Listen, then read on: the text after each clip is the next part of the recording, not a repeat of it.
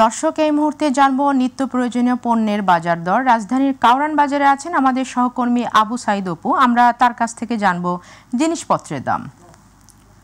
অপু, এক সপ্তাহের ব্যবধানে নিত্য প্রয়োজনীয় পণ্যের বাজার দর কেমন দেখছেন আমাদেরকে জানান।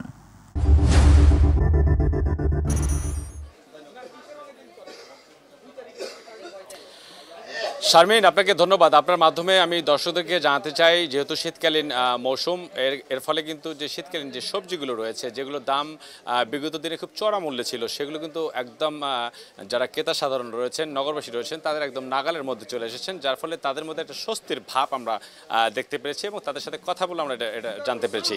তবে ভিন্ন চিত্র লক্ষ্য করা গেছে চাল এবং তেলের বাজারে। আমরা এসে দেখেছি যে 50 কেজি চালের বস্তায় 250 থেকে 275 টাকা বেড়েছে এবং প্রতি কেজিতে যদি আমরা হিসাব করি সেখানে 10 থেকে 12 টাকা করে বেড়েছে এবং তেল লিটার প্রতি 10 টাকা করে বেড়েছে। এবং বেশ কিছু জায়গায় আমরা খোঁজ নিয়ে দেখতে পেরেছি যে সয়াবিন তেল আসলে অনেক দোকানে থাকা সত্ত্বেও তারা দিচ্ছে না, কারণ তারা বলছে যে তেল নেই, মানে একটা কৃত্রিম সংকট তৈরি করে এর দামটা ঊর্ধ্বগতি করার চেষ্টা করছে।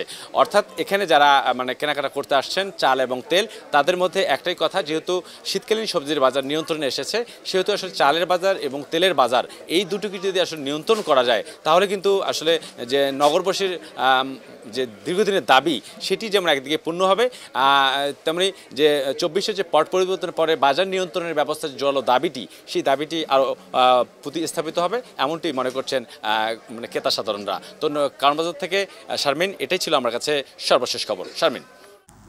অপু, আপনাকে ধন্যবাদ।